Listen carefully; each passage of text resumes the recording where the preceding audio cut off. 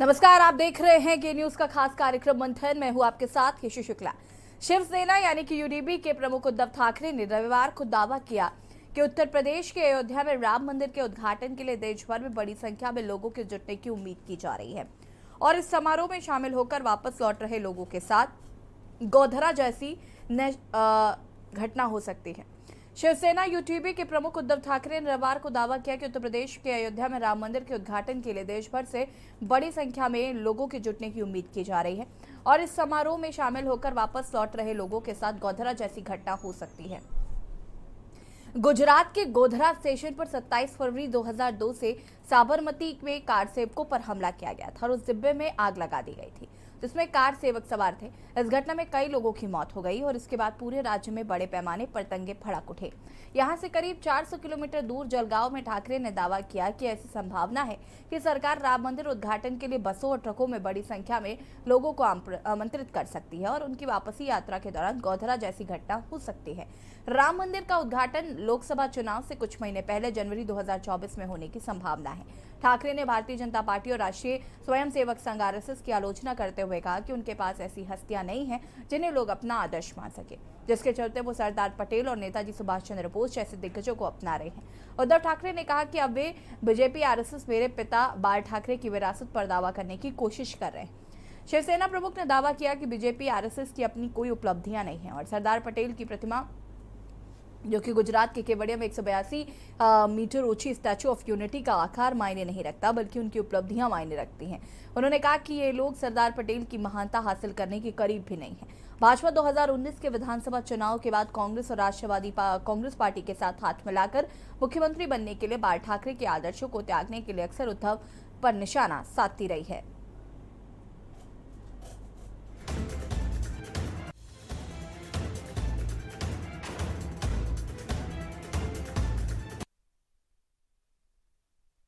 जी हाँ, तो उद्धव ठाकरे एक पब्लिक फिगर हैं और उसके बाद उनका इस तरीके का बयान देना कहीं ना कहीं चिंता का विषय तो हो ही सकता है। और क्या इससे दंगे वाकई भड़केंगे, ये भी बड़ा सवाल है। हालांकि जब राम मंदिर का फैसला आया था उस वक्त की अगर बात की जाए तो काफी सौहार्द भाव जो है वो देखने को मिला था, लेकिन अब शिवसेना प्रमुख उद्धव ठाकरे का ये जो विवादित बयान है, क्या इससे हिंसा भड़क सकती है? आखिर उन्होंने इस तरीके का बयान क्यों दिया? इसके क्या कोई सियासी मायने हैं? आज हम इसी पर चर्चा करेंगे और ये समझने की कोशिश करेंगे कि आखिर उद्धव ठाकरे के बयान का मतलब क्या है, वो कहना क्या चाहते हैं। हिमांशु भिवानी जी, वरिष्ठ पत्रकार, गुजरात से हमारे साथ जुड़ चुके हैं। बहुत बहुत स्वागत है हिमांशु जी आपका। सबसे पहले तो उद्धव ठाकरे का ये जो बयान सामने आया है इस पर क्या कहना चाहेंगे? क्योंकि देखिए, जब आप पब्लिक फिगर होते हैं, करोड़ों लोग आपको सुनते हैं और करोड़ों लोग कहीं ना कहीं आपकी बात का अनुसरण भी करते हैं। इससे कहा जाता है कि पब्लिक फिगर होने के नाते आप कोई भी वक्तव्य अगर रखते हैं तो उसको कहीं ना कहीं जांच पड़ताल के और बहुत तौल माप की ये बात कहनी चाहिए। लेकिन उद्धव ठाकरे ने जो गोधरा घटना का जिक्र करते हुए कहा कि राम मंदिर में जब उद्घाटन होगा तो वहां पर भी गोधरा जैसी घटना हो सकती है। गोधरा घटना बहुत अपने आप में एक दर्दनाक घटना थी और उसका जिक्र करना, इसके क्या राजनीतिक सियासी मायने हो सकते हैं? देखिए याशी जी, मैंने स्टेटमेंट सुना उद्धव ठाकरे जी का। हालांकि वो महाराष्ट्रियन भाषा में बोला गया था, सबटाइटल्स के साथ। बहुत सारी यूट्यूब चैनल वगैरह और सोशल मीडिया पे चल रहा है फिलहाल। उन्होंने कोई मतलब ऐसा नहीं कहा है कि होगा ही होगा। उन्होंने एक संभावना जताई है कि जब इतने तादाद में लोग आएंगे और बसों से, ट्रेनों से वगैरह, और कुछ जा रहे हैं वापस और कुछ, मतलब गोधरा का वाकया भी ऐसा वाकया था कि एक बातचीत हुई थी लोगों के बीच गोधरा के स्टेशन पे, और उसमें से पूरा मामला बिचका था और पूरा का पूरा जो स्वरूप ले लिया वो बहुत ही गंभीर ले लिया था। तो उनका कहना ये था। देखिए, हमने देखा है पिछले दिनों में ट्रेन में जिस तरीके से हत्या हो गई थी, आरपीएफ के जवान ने जिस तरीके से गोली मार के किसी की हत्या कर दी थी, अपने सीनियर को भी मतलब साइडलाइन कर दिया था। तो ऐसी जब चर्चाएं एक उग्र स्वरूप ले लेती है, ऐसी कुछ संभावनाओं के उन्होंने बात की। मुझे लगता है कि ये जो बात की गई है, इस बात को मुझे लगता है तंत्र को, होम मिनिस्ट्री को, पैरामिलिट्री फोर्सेस को गंभीरता से लेना चाहिए। और ये कहीं ना कहीं इसे आप मान सकते हैं कि एक इंडिकेशन है कि ऐसी कोई घटनाएं ना हो, ऐसे कोई वाकये ना हो, देश में कौमी एकता बनी रहे इसका प्रयास होना चाहिए। तो मुझे लगता है ये एक तरीके से अलर्ट किया उन्होंने सिस्टम को कि आप देखिए ऐसी संभावनाएं हैं, तो इन संभावनाओं के ऊपर आप एक्शन लीजिए और ऐसा देखिए कि ऐसा ना हो। क्योंकि अगर ऐसा होता है जनवरी में, हालांकि राम मंदिर का जो परिसर है उसकी जो इनॉग्रेशन वगैरह होने की जो बात आ रही है, तो उसमें अगर ऐसी कोई घटना होती है तो आज भारत जिस दिशा में प्रगति कर रहा है, हमने G20 की बातें सुनी, हमने चंद्रयान की सफलता की बातें सुनी, तो उसमें कुछ ऐसी बातें जब आएगी तो ये भारत के लिए अच्छी बात साबित ना हो सकती। हालांकि बीजेपी ने इसका खंडन किया, उन्होंने कहा है कि इनकी जो माइंडसेट है ये बराबर नहीं। मुझे लगता है ये स्टेटमेंट को एक इसको बोले एक अलार्म के तौर पे आपको लेना चाहिए, बजाय ये कहने के कि ये क्रिटिकल है। डेमोक्रेसी में देखिए हर एक पक्ष व्यक्ति या हर एक नेता या जो भी अपना पक्ष रख सकते हैं, उन्होंने ऐसा नहीं कहा है कि इस वक्त पे या इस तारीख पे ये होने वाला है। उन्होंने संभावना जताई और संभावना के ऊपर तंत्र बिल्कुल, मतलब आप पॉलिटिकली आपको जो भी बयानबाजी करनी है आप कीजिए, विपक्ष का जो मतलब नहीं, तो क्या उनके बयान भर मात्र से क्योंकि इस पर बहुत सारे लोगों का रिएक्शन भी आ रहा है, तो क्या उनके बयान भर मात्र से चीजें बिगड़ सकती हैं? देखिए एक जमाने में वो चीफ मिनिस्टर रह चुके हैं, तो कहीं ना कहीं आज की तारीख में उनके पास हिमांशु भिवानी जी, मैं वापस आऊंगी आपके पास, माफ कीजिएगा। हमारे साथ हिंदू महासभा से अध्यक्ष चक्रपाणी महाराज जी जुड़ चुके हैं। चक्रपाणी जी, बहुत बहुत स्वागत है आपका के न्यूज में।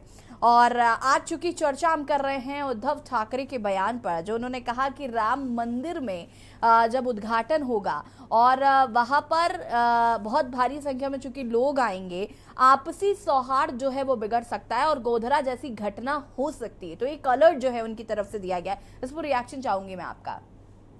यशी शुक्ला जी, देखिए आप एक वरिष्ठ पत्रकार हैं, अच्छी प्रकार आप जानती हैं बाला साहब ठाकरे जो थे उनके अंदर हिंदुत्व और राम मंदिर के प्रति अगाध प्रेम था। लेकिन वर्तमान में जिस प्रकार से माननीय उद्धव ठाकरे जी जो पूर्व मुख्यमंत्री हैं वो उल जुलूल बयान देने की एक प्रतिस्पर्धा लगी हुई है और पूरे इंडिया में, इंडिया गठबंधन में पूरे, कोई स्टालिन है तो हिंदुत्व को ही चैलेंज कर रहे हैं। जो कम से कम हिंदूवादी परंपरा के थे उद्धव जी, वो अपना देखिए वो इस तरह की आप शकुन वाली बात कर रहे हैं। सवाल इस बात का है कि जब भगवान श्री राम का भव्य मंदिर बन के तैयार हो रहा है उसमें इस तरह की बातें करना कितनी आपत्तिजनक है। और अगर जो ये पर्ची निकालने वाले राजनीतिक बाबा बन गए हैं तो भाई ये स्रोत तो बता दो कि आखिर आप कहां से बता रहे हो, आपको कहां से इंफॉर्मेशन आया, किस उपद्रवी ने कहा कि जी हम गोधरा के कांड करेंगे, तो आप एजेंसियों को आप बताओ, एजेंसियों को आप सूचना दो, एजेंसियों को आप जो है उसको सहयोग करो। तो ये आप सहयोग करते नहीं और सिर्फ बयानबाजी करने से इससे तो देश और का माहौल खराब होने के अलावा और कुछ नहीं होगा। तो ये बहुत ही गलत बात है। अगर मात्र ये राजनीतिक इच्छा, राजनीतिक अपना बयानबाजी किया है तो ये बहुत ही निंदनीय है। और अगर इसके पीछे कुछ प्रमाण है तो देश और एजेंसी के सामने रखे, एजेंसियों के सामने रखे और सरकारी एजेंसियां सक्रिय होकर इनसे पूछताछ करें। तो ये नहीं तो ये बिल्कुल इस तरह की जो प्रतिस्पर्धा लगी हुई है, जो मन में आए वो ही बोल दो, तो ये गलत बात है। इस तरह से एक अफवाह, एक कहीं ना कहीं दहशत का माहौल पैदा होता है समाज में। एक चक्रपाणी जी, इसको ऐसे क्यों नहीं ले रहे हम कि हो सकता है कि वो अलर्ट कर रहे हैं, वो पहले से चेता रहे कि भाई आप अपनी व्यवस्थाओं को बेहतर रखिए कि इस तरीके की चीजें ना हो पाए। ऐसा थोड़ी ना उन्होंने कहा है कि नहीं हम चाहते हैं कि ऐसा कांड हो ही, हम इसे पॉजिटिव भी तो ले सकते हैं। बिल्कुल, आप बिल्कुल ठीक कह रही हैं। मैं भी वही बात कर रहा हूँ कि अगर आपके पास प्रमाण है, कुछ ऐसी है, तब लाके आओ ना। अब मैं कहूँ, मान लीजिए मैं कह दूं कि जी अभी बादल फटने वाले हैं स्टूडियो पे, पूरा प्रलय हो जाएगा, अरे ऐसी कोई बात होगी तो हम प्रमाण भी देंगे। भाई इस स्रोत से हमें पता चला है। हर चीज का कोई ना कोई एक आधार होता है। आप इतनी बड़ी बयान दे रहे हो जब देश पूरी खुशियां मना रहा है, उस समय आप कह रहे हो कि जी गोधरा कांड होगा। आप एक उदित राज जी कह रहे कि जी बम फोड़ो, वहां पे फोड़ दिया जाएगा। तो पहले आप इंडिया के टीम के लोग पहले सहमत हो जाओ भाई कि बम फोड़ा जाएगा, कि गोधरा होगा, कि आतंकी घटना होगी, कि क्या होगी। आपको आप जो जिस तरह से स्रोत जहां से आ रहा है उस स्रोत को तो यशी जी बताना चाहिए ना। क्या है, अब तो वो बोल दिया बम बम बम फूट जाएगा, उदित राज जी ने कहा, कांग्रेस के नेता अभी ये बोल दिए। तो आखिर क्या माना जाए कि भाई गोधरा वाला कांड होगा कि बम फूटेगा? कोई कहते जी तोप चल जाएगा, कोई कहते चीन जो हमला कर देगा। कोई कह दे जी अब अमेरिका हमला कर देगा। तो ये इस तरह की बातें हमें लगता है कि कहीं ना कहीं राजनीतिक गरिमा को, गौरव को बिगाड़ता है। अपनी क्षुद्र राजनीति छोड़नी चाहिए। आप बात वही करो जो प्रमाणिक हो, बात वही करो जिससे समाज में एक विश्वसनीयता बने। यसी जी इस तरह की अफवाहों का ये ठीक नहीं होता। अफवाहों का रिजल्ट बिल्कुल अच्छा नहीं होता, और ये अफवाह उड़ाना किसी भी तरीके से मैं इसको उचित नहीं समझता हूं। इनको, उद्धव ठाकरे जी को कम से कम राम मंदिर पे राजनीति नहीं करना चाहिए, गोधरा पे राजनीति नहीं करना चाहिए। किस प्रकार से मासूम राम भक्त उसमें मार दिए गए हैं, कितना बेरहमी से उसके बाद सभी लोग हताहत हुए, फिर दंगे हुए। अब उसको बार बार कुरेद करके आप क्या करना चाहते हो? क्या फिर दंगा कराना चाहते हो? तो ये बड़ा दुर्भाग्यपूर्ण है। इस तरह से यशी जी किसी का भी समर्थन या किसी का भी बयानों का साथ और सहयोग नहीं दिया जा सकता। बिल्कुल। शैलेश जी क्या कुछ कहना चाहते? देखिए, चक्रपाणी महाराज जी ने कहा कि अगर आपके पास कुछ सूत्र हैं या आपको कहीं से जानकारी है तो उस तरीके की बयानबाजी करिए। ऐसे ही बयानबाजी, अनर्गल बयानबाजी करने से जो आपसी सौहार्द है वो कहीं ना कहीं बिगड़ सकता है।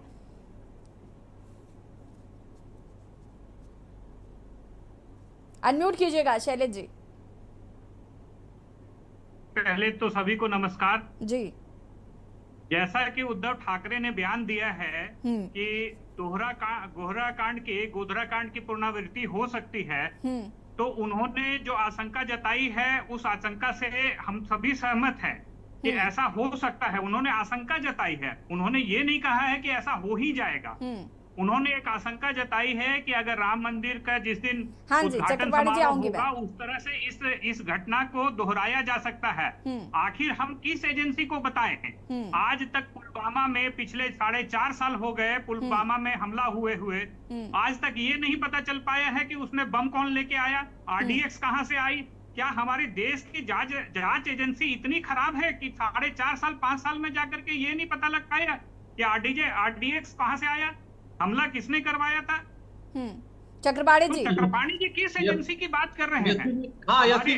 हमारे प्रधानमंत्री को इस बात का जवाब देना चाहिए। हाँ शैलेश जी जरा सुन लीजिए, चक्रपाणी जी आपको जवाब देना चाहते हैं कुछ।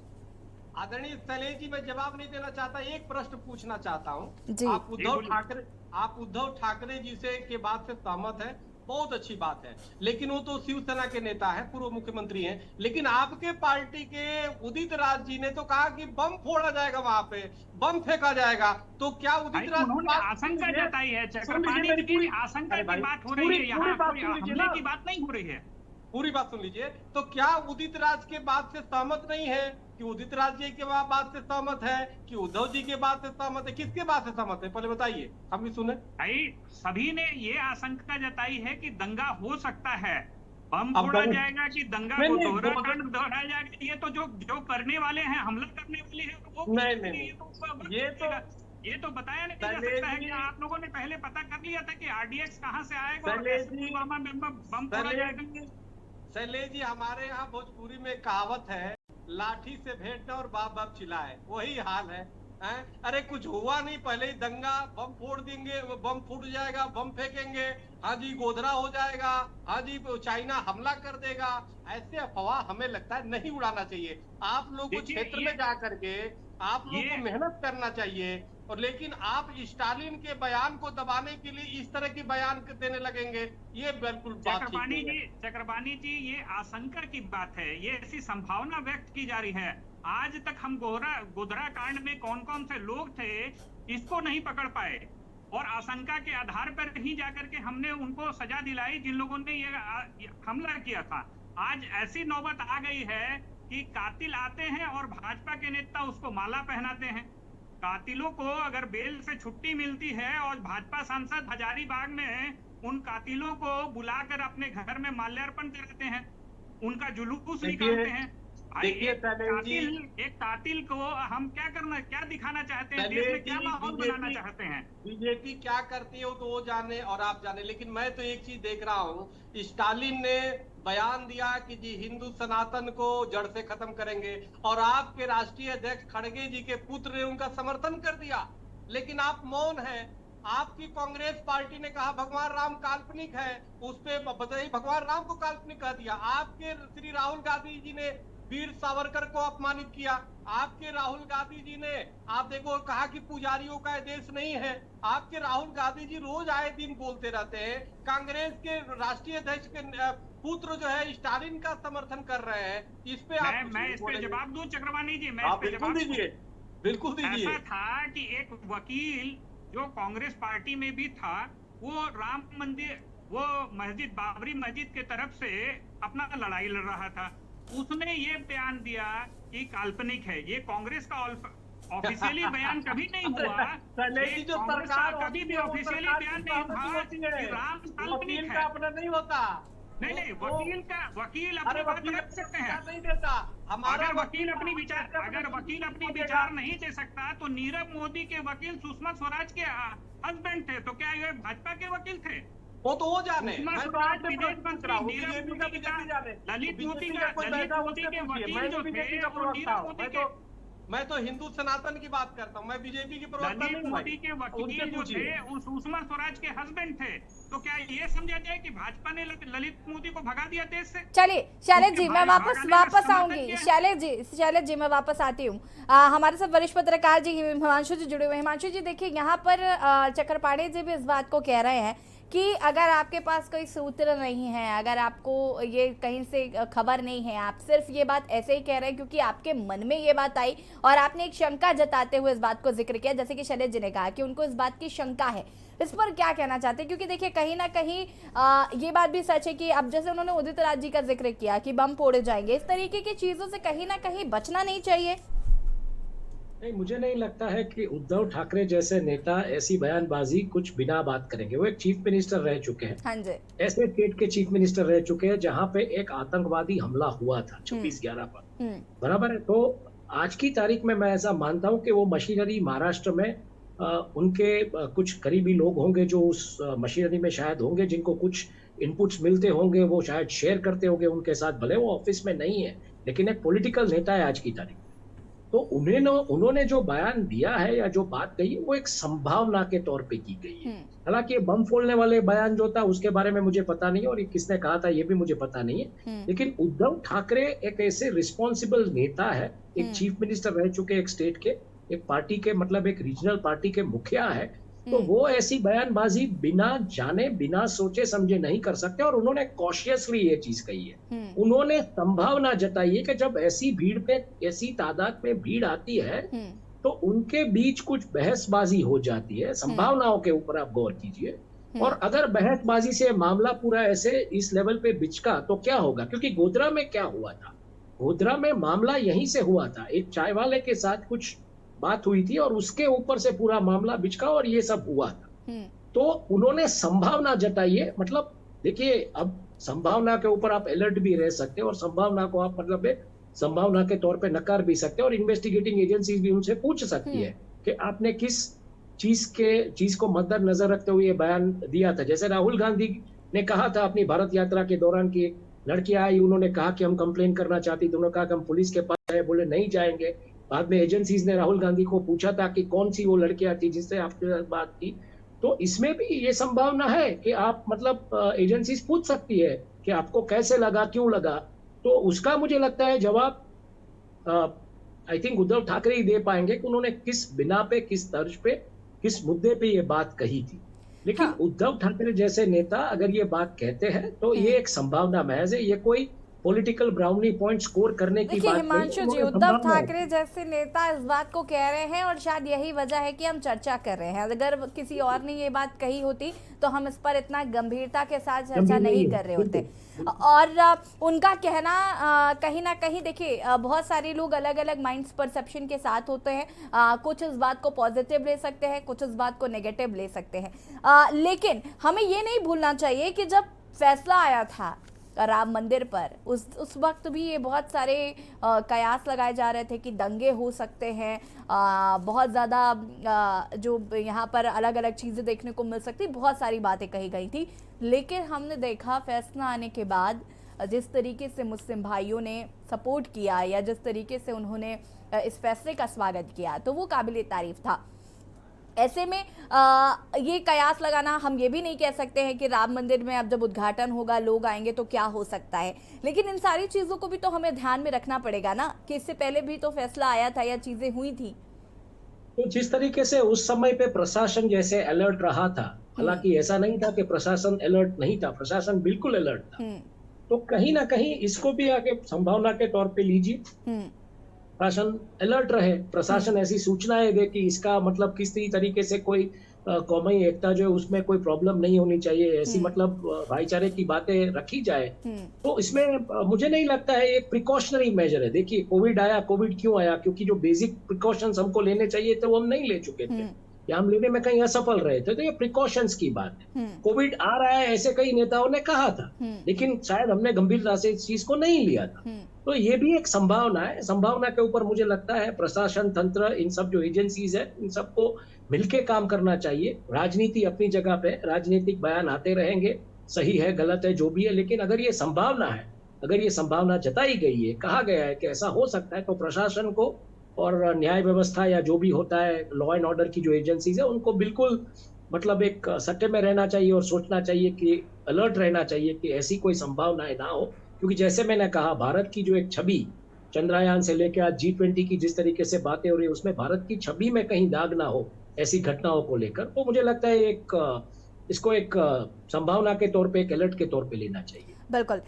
शैलेश जी क्या कहना चाहते हैं? देखिए जो उद्धव ठाकरे का बयान आया है, यहाँ पर चक्रपाणी महाराज जी को आपने सुना, उन्होंने कहा कि इस तरीके की बातें नहीं करनी चाहिए, या जो भी कहा है या तो उसको प्रूफ करके ये बात कहनी चाहिए। लेकिन जैसा कि हिमांशु जी कह रहे हैं कि वो पूर्व मुख्यमंत्री रहे हैं, एक अच्छे बड़े नेता हैं, दिग्गज नेता हैं, और अगर वो इस बात को कह रहे हैं तो ये बात एवं ही नहीं कह दी होगी उन्होंने, ज़रूर उसके पीछे कुछ ना कुछ वजह ज़रूर होगी। लेकिन ये भी कहा जा रहा है कि ये निगेटिविटी इतनी क्यों फैलाई जा रही है? क्या राम मंदिर मुद्दा जो है वो कहीं ना कहीं इंडिया के लिए एक प्रॉब्लम हो सकता है 2024 के लोकसभा चुनाव के लिए? और ऐसा हम नहीं कह रहे हैं, बीजेपी की तरफ से जो रिएक्शंस आ रहे हैं हम उन पर बात कर रहे हैं।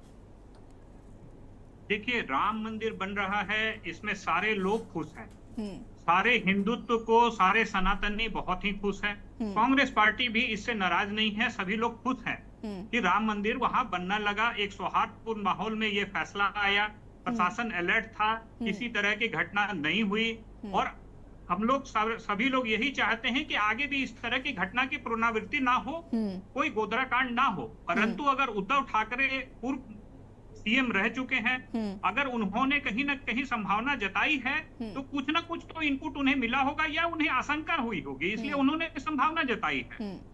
इसी तरह से कोविड जब आया था, राहुल गांधी ने 30 जनवरी को उन्होंने बयान दिया, 16 फरवरी को संसद में उन्होंने बयान दिया, आशंका जताई कि कोविड पे हम लोगों को अलर्ट रहना चाहिए। उनकी बातों को हास्यास्पद तरीके से प्रधानमंत्री ने भी लिया और सारे भाजपा के मंत्री ने लिया। उन्होंने फिर जाकर के 21 फरवरी को फिर से बयान दिया ऑफिशियली कि कोविड से हमें अलर्ट होना चाहिए। जब कोविड आ गया तो उन्होंने फिर बयान दिया 3 मार्च को कि भाई हमें अलर्ट होना चाहिए और भारत फाइनेंशियली वीक हो सकता है। पर वहां पर वित्त मंत्री ने उनका फिर से मजाक उड़ाया और कहा कि ऐसी कोई घटना नहीं होगी, हमारा वित्तीय स्थिति बहुत स्ट्रांग है। जबकि इन सारी संभावनाओं को उन्होंने व्यक्त किया, सरकार ने उसे कभी सीरियसली नहीं लिया, और नहीं लेने का परिणाम यह हुआ कि हमारा जीडीपी जो है वो -27 तक चला गया और देश आर्थिक स्थिति बहुत खराब हो गई। जीडीपी हमारा धीरे धीरे वो जाके बढ़ा। 2 साल व्यापारी एकदम छिन्न भिन्न हो गए, कितनों की फैक्ट्री बंद हो गई। वही बात उद्धव ठाकरे अभी भी आशंका जता रहे हैं कि इस तरह की घटना हो सकती है, इस गोधरा कांड की पुनरावृत्ति हो सकती है। एक छोटी सी घटना, मामूली बहस से इतना बड़ा गोधरा कांड हो गया। उस गोधरा कांड का परिणाम ये हुआ कि पूरे गुजरात में दंगे हुए, उस गुजरात में दंगे का ये परिणाम हुआ पूरे देश में दंगे हुए। तो इस तरह की आशंका जताई जा सकती है कि इतनी भीड़ होगी, प्रशासन अलर्ट रहे कि कहीं भी किसी छोटी सी भी घटना ना हो, ताकि किसी बड़े घटना की पुनरावृत्ति ना हो, देश में माहौल, दंगे का माहौल ना हो। ठीक है, आप सभी हमारे साथ बने रहिए। और मंथन में आज हम बात कर रहे हैं उद्धव ठाकरे के दिए गए बयान पर, जिसको बीजेपी द्वारा विवादित माना जा रहा है, और ये भी कहीं ना कहीं कहा जा रहा है कि राम मंदिर का जो मुद्दा है वो इंडिया के गले की फांस है, इंडिया गठबंधन के गले की फांस है। और आज हम इसी पर चर्चा कर रहे हैं। हिमांशु जी, क्या आप इसको इस तरीके से जोड़कर देख रहे हैं क्योंकि कई लोगों के इस पर रिएक्शन आए हैं और उन्होंने इस बात को कहा है कि राम मंदिर से कहीं ना कहीं इंडिया गठबंधन जो है वो डरा हुआ है। अब चूंकि उसकी जो उद्घाटन की डेट है वो जनवरी 2024 की शायद निकल कर आ रही है, तो ये कहीं ना कहीं एक मास्टर स्ट्रोक हो सकता है और इससे कहीं ना कहीं डर है, इसलिए इस तरीके की बातें कही जा रही हैं ताकि जनता के बीच में भय व्याप्त किया जा सके। बिल्कुल, राम मंदिर का जो मुद्दा है वो ऐसी एक मेजोरिटी वोट बैंक को जोड़ता है। उसमें 3-4 चीजें आपको समझनी पड़ेगी। 2019 के जो चुनाव हुए थे उसमें भारतीय जनता पार्टी को 23 करोड़ वोट मिले थे। 90 करोड़ मतदाता थे जो पोलिंग बूथ तक जा सकते हैं। टर्न अराउंड जो है वो कुछ 70% के आसपास, मतलब 62 करोड़ वोटर्स पोलिंग बूथ तक गए थे। उसमें 23 करोड़ वोट बीजेपी को मिले थे। बाकी के 41 करोड़ वोट्स जो है वो 41 करोड़ वोट्स 39 करोड़ वोट्स वो बाकी के अन्य पार्टियों को मिले थे। पर जो है 100 करोड़ मतदाता पोलिंग बूथ तक जा सकेंगे, ऐसी संभावना है। तो भारत सबसे बड़ी ऐसी डेमोक्रेसी बनेगा जिसके पास 1 बिलियन वोटर्स होंगे। अब मान लीजिए वही कयास लगा लीजिए 70% टर्न अराउंड होता है तो उसमें करीबन 70 करोड़ वोटर्स पोलिंग बूथ तक जाएंगे। अब 70 करोड़ पोलिंग बूथ तक जो वोटर्स जाएंगे उसमें ज्यादातर हिंदू है। मेजोरिटी वोट बैंक जो वो वही है।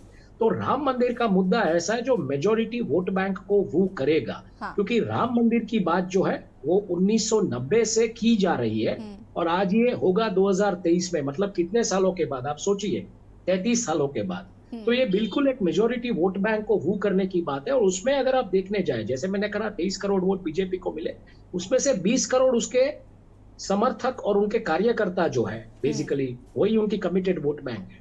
और अगर ये 70 करोड़ इस बार पोलिंग बूथ तक जाते हैं तो मामला पूरा कहीं ना कहीं 25 से 27 करोड़ वोट पे जाके अटकेगा।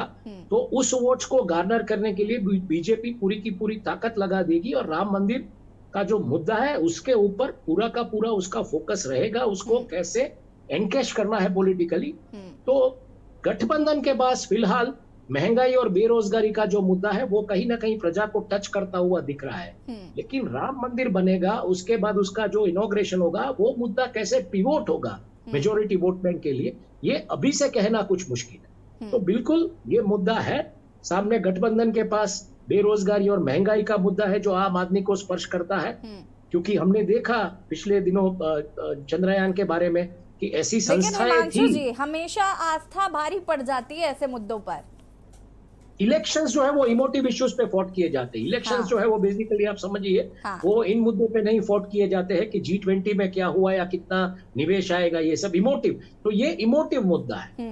और सामने गठबंधन के पास भी इमोटिव मुद्दा है, बेरोजगारी और महंगाई। तो कौन सा मुद्दा हावी होगा इलेक्शंस पे ये देखना रहेगा। लेकिन बीजेपी बिल्कुल ही कोई ऐसा, मतलब it will not keep any stone unturned. हालांकि मैं गुजरात से हूँ, गुजरात को एक सोशल लेबोरेटरी माना जाता है बीजेपी की। जिस तरीके से सोशल चेंजेस यहाँ, मैं बिल्कुल बीजेपी को एक पॉलिटिकल पार्टी नहीं मानता हूँ, मैं बीजेपी को एक सोशल इंजीनियरिंग की पार्टी मानता हूँ। तो जिस तरीके का सोशल इंजीनियरिंग बीजेपी ने किया है गुजरात में, उसमें ये राम मंदिर वाला जो मुद्दा है वो उनका एक स्ट्रॉन्ग पॉइंट है। और वो मेजोरिटी वोट बैंक को कैसे वोट्स में ट्रांसफॉर्म करता है, ट्रांसलेट करता है, ये देखना पड़ेगा। और मान लीजिए इस मुद्दे पे अगर होता है और जो 404 का टारगेट लेके बीजेपी चल रही है, जो राजीव गांधी के समय का जो टारगेट उनको ब्रेक करना है, तो बिल्कुल ये मुद्दा कहीं ना कहीं गठबंधन को ये डर है कि ये मुद्दा हावी हो सकता है। उनका जो मुद्दा है महंगाई और बेरोजगारी का। लेकिन देखना पड़ेगा कौन से मुद्दों पे वोट ज्यादा कहाँ पे ट्रांसलेट होते हैं। जैसे कहा मैंने,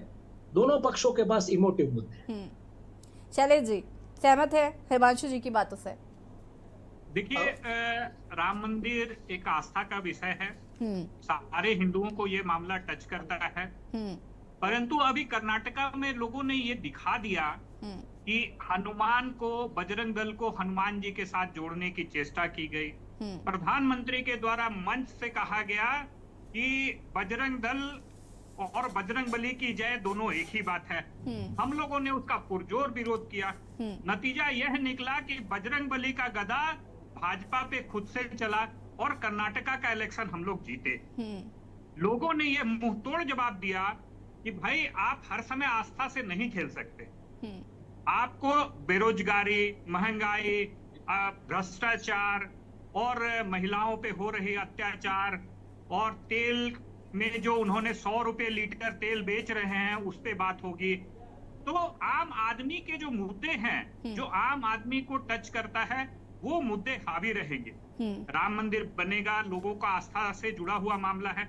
मगर अब भारत के लोग इस 30 साल के मुद्दे को अब वो टच नहीं कर रहा है। अब ये 30 साल पुराना मुद्दा है। वे लोग देख चुके हैं कि जाकर के इस राम मंदिर के नाम पर भाजपा पिछले 30 वर्षों से राजनीति कर रही है।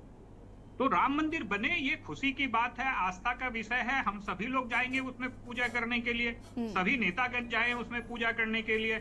तो ये आस्था का विषय हो सकता है। मगर लोगों से जो जुड़े मुद्दे हैं, महंगाई है, बेरोजगारी है, भ्रष्टाचार है। भ्रष्टाचार का चरम ऐसा हुआ कि 500,000 के नोट बंद हुए, 2000 चालू हुआ तो भ्रष्टाचार भी उसी गुना में ही वृद्धि हो गई। भ्रष्टाचार घटने के बजाय जिस मुद्दे पे मोदी जी ने लड़ाई लड़ी थी, चुनाव लड़ा था 2014 का, 2019 का चुनाव लड़ा था, वो मुद्दा पूरी तरह से कौन रह गया। लोग वोटर अपने आप को छला हुआ महसूस कर रहे हैं। ठीक है, अशोक बजाज जी हमारे साथ जुड़ चुके हैं, बीजेपी के नेता हैं। जो अशोक जी, बहुत बहुत स्वागत है आपका। और सबसे पहला सवाल तो मेरा उद्धव ठाकरे के बयान को लेकर है। अगर आपने उनका बयान सुना हो, और इस पर राजनीति काफी जोरों शोरों से हो रही है कि उन्होंने कहा कि राम मंदिर का जब उद्घाटन होगा उस वक्त गोधरा कांड जैसी घटना हो सकती है, ऐसी संभावनाएं हैं। तो एक तरीके से ये कहीं ना कहीं उन्होंने पहले ही आपको अलर्ट किया है। क्या कहना चाहेंगे इस पर?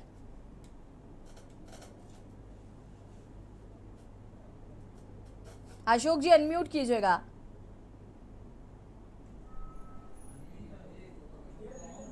अशोक जी अनम्यूट कीजिएगा, आपकी आवाज नहीं आ पा रही है।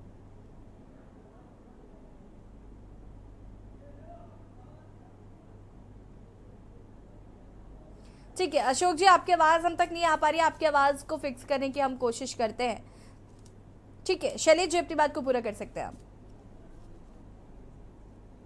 मैं उसी पे कह रहा था कि चाहे उद्धव ठाकरे जी हो या अन्य नेता हो, ये सारे लोग सिर्फ बयान दे रहे हैं और इन्होंने ये संभावना व्यक्त कर रहे हैं। ये कुछ ऐसा नहीं कह रहे हैं कि हाँ भाई दंगा हो ही जाएगा। वे प्रशासन को और सरकार को चेताना चाहते हैं कि इस तरह की घटना की पुनरावृत्ति ना हो, आगे इस तरह की कोई घटना ना हो, इसलिए जाकर के ये संभावना व्यक्त की जा रही है। आज बाला साहेब ठाकरे हिंदुत्व के बहुत बड़े नेता थे।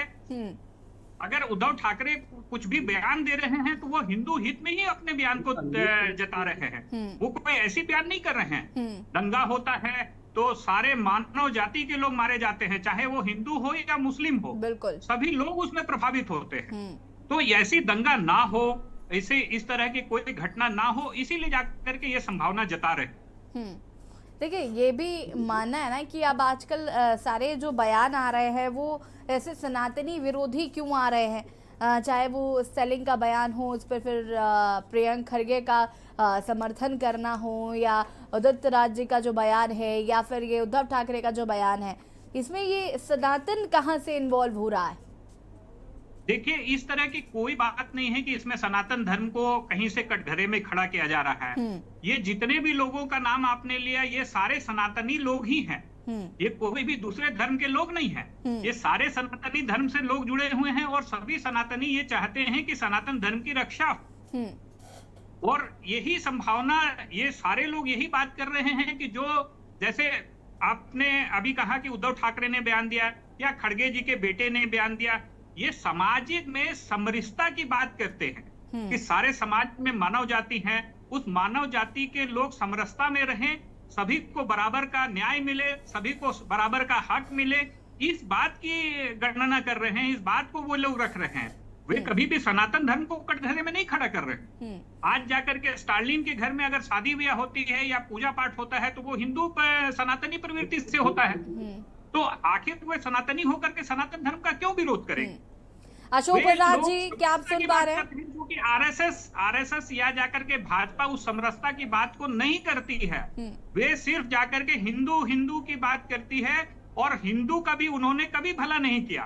उनका सिर्फ एक ही एजेंडा रहता है, किसी तरह से दंगा हो जाए और मेजर वोटर जो हैं सनातनी धर्म के लोग, हिंदू धर्म के लोग, उनको किस तरह से पोलराइज किया जाए, सिर्फ इसी बात की चेष्टा उन लोगों की भाजपा की रहती है। अशोक बजाज जी, आवाज आ रही है आपको? हाँ, आपकी आवाज आ रही है, मेरी आवाज आ रही है आपको? हाँ जी, हाँ जी, अपनी बात पूरी कर सकते हैं आप।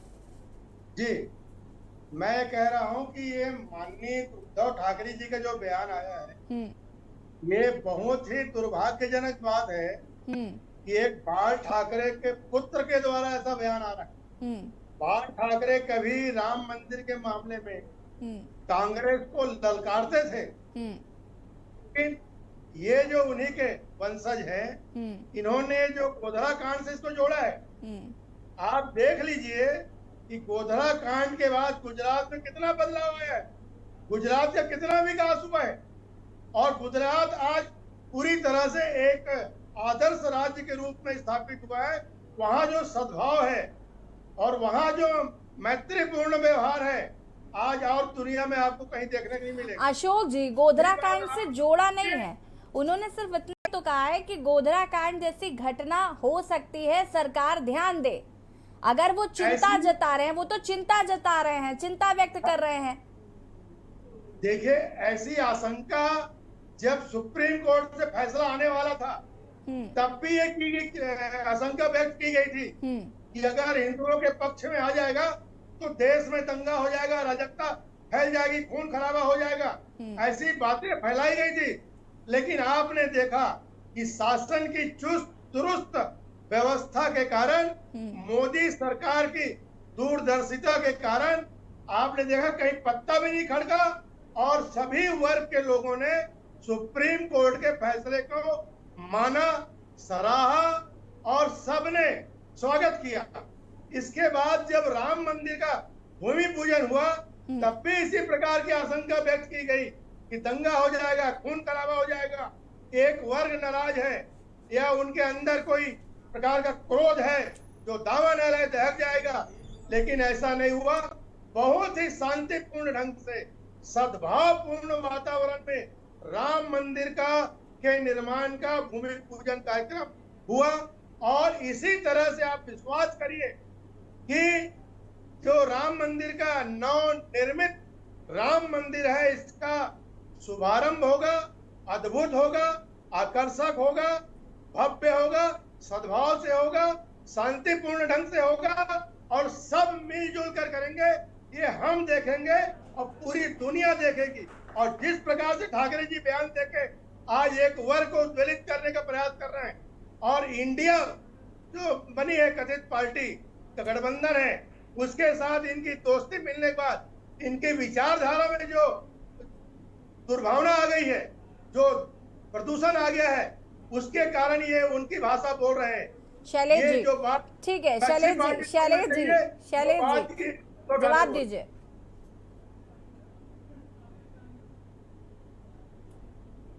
जी, जवाब दीजिए भाई।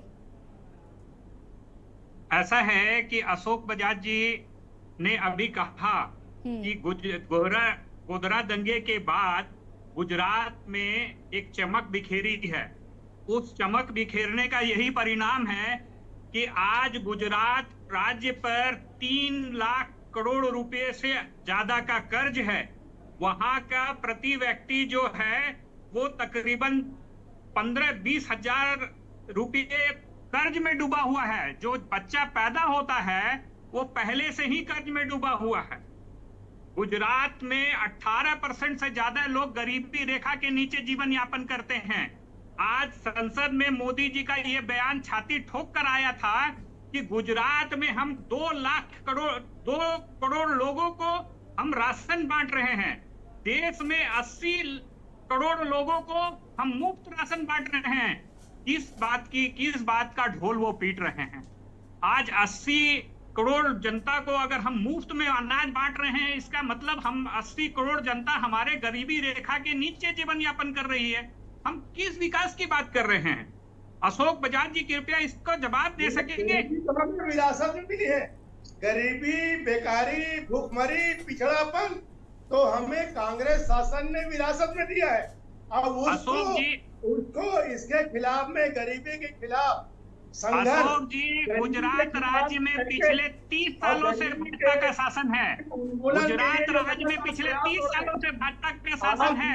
और क्या 30 सालों में भाजपा गुजरात को गरीबी रेखा से ऊपर नहीं ला सकी? लॉकडाउन लगा था, लॉकडाउन लग गया, फैक्ट्रियां बंद हो गई, रोजगार बंद हो गए, काम धंधे बंद हो गए, तो उस समय ये गरीब कल्याण योजना चालू करके मुफ्त में राशन देने का काम किया ताकि लोग भूख मत मरे।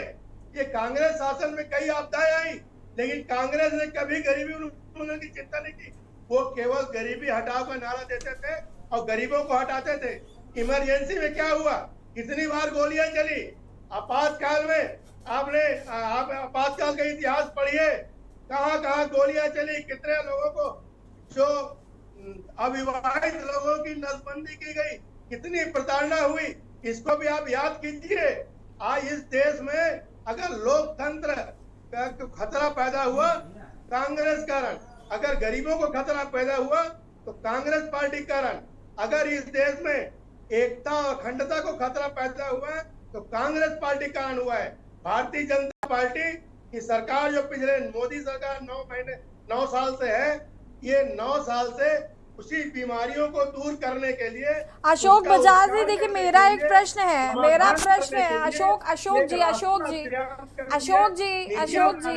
अशोक जी रुके जरा। गुजरात की राजनीति में फिर कभी चर्चा करेंगे, बात यहाँ पर राम मंदिर की हो रही है।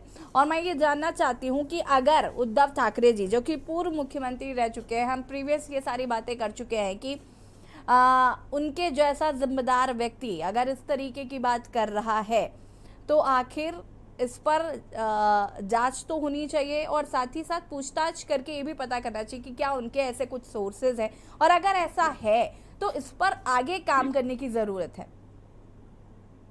ये सवाल आपने मैडम मुझसे किया है। जी इसको नेगेटिव लेने की क्या जरूरत है, इसको आप एजेंडा क्यों बना रहे? मैडम, इनको पॉजिटिव ढंग से सोचना चाहिए, सकारात्मक दृष्टिकोण होना चाहिए। राम मंदिर जो बन रहा है देश के आस्था का सवाल है और ये किसी एक धर्म वाला मामला नहीं है। राम भगवान इस देश के अवतारी पुरुष थे, तो इस देश में रहने वाले हर व्यक्ति के वो आस्था के केंद्र हैं, सबके लिए वो प्रेरणा के स्रोत हैं, सब उसको मानते हैं और मानना चाहिए।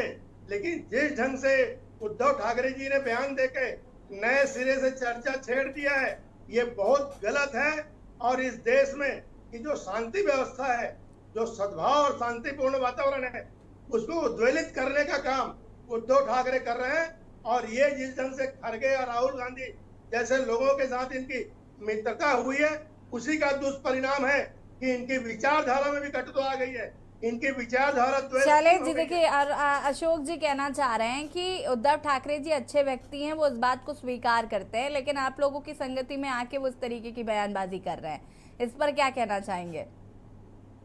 पहले तो अशोक जी को जय सिया राम।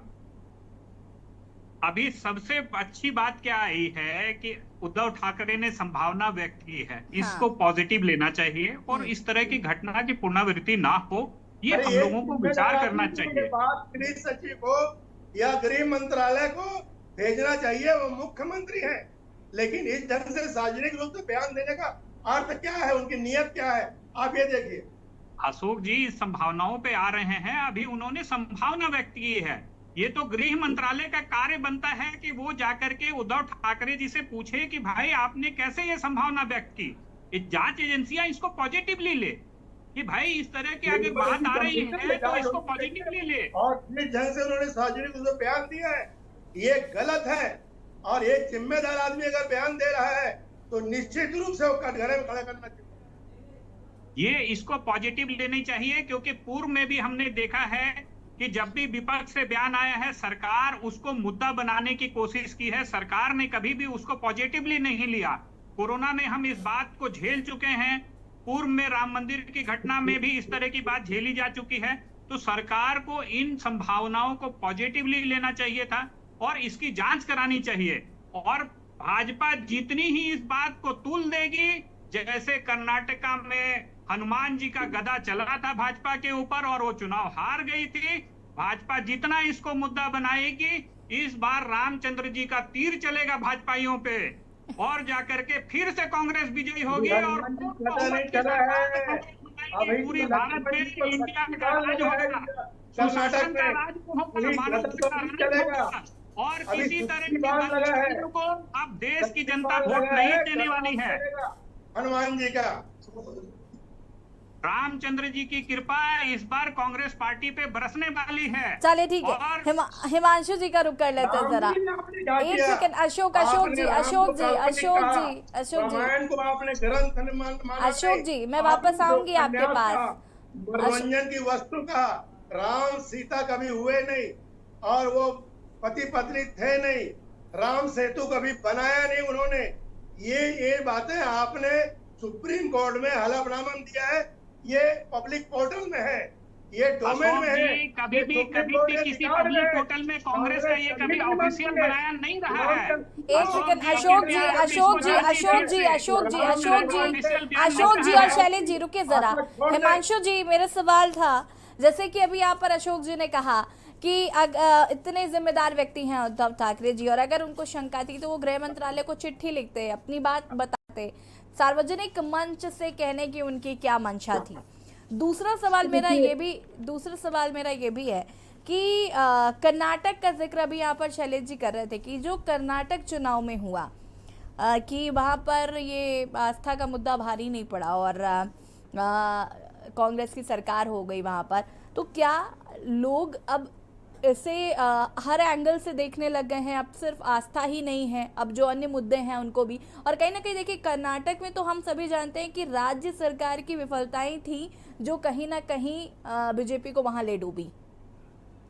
नहीं, यही बात है। देखिए, इसमें जैसे कहा है कि आधा गिलास भरा हुआ है, आधा गिलास खाली है, दोनों तरह से दलीलें हो सकती है। एक दलील ये भी है कि उनको अगर लगा कि कुछ है, ऐसी संभावनाओं के ऊपर उन्होंने बात की।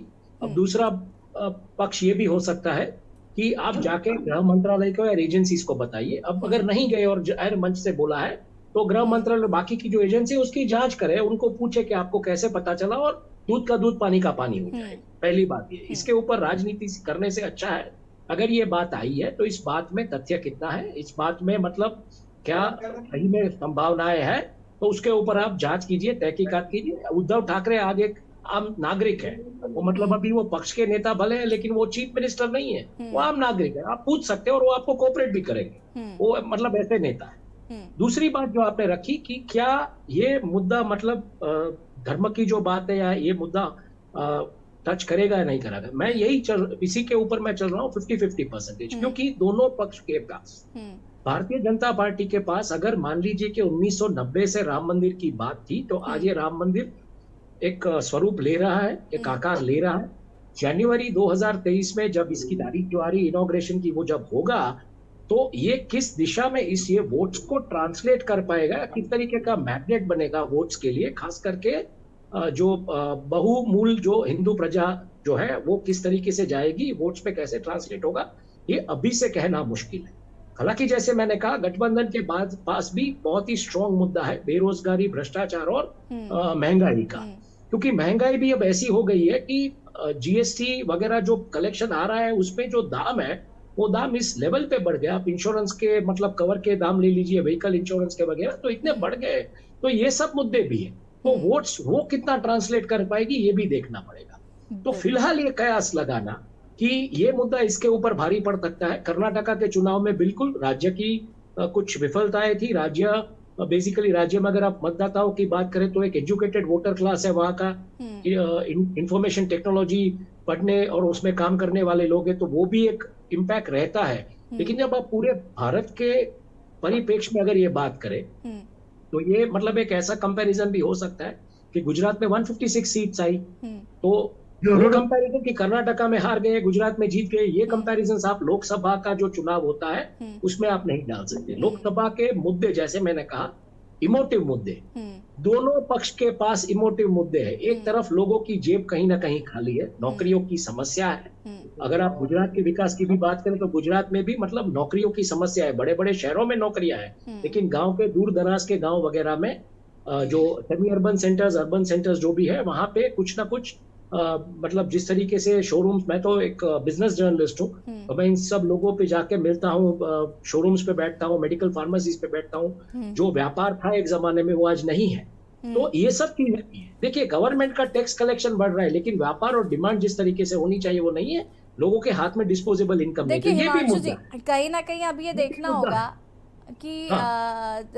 जो भी ये बयान है इसको कितना ज्यादा पॉजिटिव या किस तरीके से नेगेटिव लिया जाता है, लेकिन हम सभी चाहते यही हैं कि गोधरा जैसी घटना दोबारा ना हो और ना उस हो, पर हाँ क्योंकि देखिए क्यों ऐसा नहीं होना चाहिए। जैसे मैंने बार बार आपके इस शो में कहा है कि भारत की सिद्धियां देखिए आप, आज भारत का दौर है, आज भारत का सिक्का चल रहा है, दुनिया को भारत की जरूरत है चीन के सामने टक्कर लेने के लिए।